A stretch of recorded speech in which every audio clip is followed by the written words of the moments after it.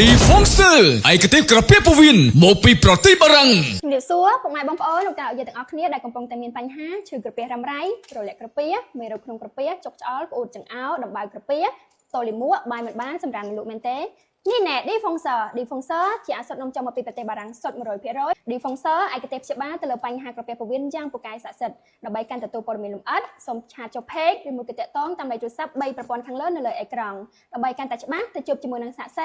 ดับบันปราจมูกนางสัตทอมเจดีฟองเซอร์แต่งอักเนียខ្ញុំមានបញ្ហាកាពះពវៀនរ៉ាំរ៉ៃយូរឆ្នាំហើយឥឡូវខ្ញុំបានប្រើ Defunctor នេះបានជាសះស្បើយឥឡូវបានហូបអីស្រួលបួលអត់មានបញ្ហាទៀតទេខ្ញុំក៏មានបញ្ហាកាពះពវៀនរ៉ាំរ៉ៃយូរឆ្នាំម្ដងបន្ទាប់ពីខ្ញុំបានប្រើ Defunctor នាំមកពីប្រទេសបារាំងនេះឥឡូវបាត់ដូចគេបេះហ្មងខ្ញុំមានបញ្ហាកាពះរ៉ាំរ៉ៃមកខ្លាំងអាលិកាពះហើយអាស៊ីកាពះខ្លាំងបន្ទាប់ពីខ្ញុំប្រើ Defunctor ពីខាងបារាំងនេះមកគឺ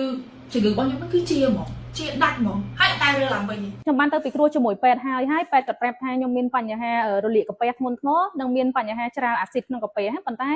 ក្រោយពីនឹងមកខ្ញុំបានអូសមើល Facebook មានការផ្សព្វផ្សាយពីឱសថ Defunctor នេះដែលព្យាបាលទៅលើបញ្ហារលាកកាពះពោះវៀនច្រាលជាតិអាស៊ីតដូចជាចុកច្អល់ណែនភើជួបខ្ញុំកំពុងជួបឥឡូវហ្នឹងហើយខ្ញុំបានកំងយកមកប្រើបាន10ថ្ងៃអាការៈទៅនឹងគឺបានធូរស្រាលមកវិញហើយអញ្ចឹងចំពោះពុកម៉ែបងប្អូនដែលគាត់មានបញ្ហាដូចជាខ្ញុំអញ្ចឹងកុំភ្លេចប្រើឱសថ Defunctor នេះចាគឺជាផលិតផលប្រទេសបារាំងយកទៅប្រើទៅពិតជាមិនខុសបំណងទេ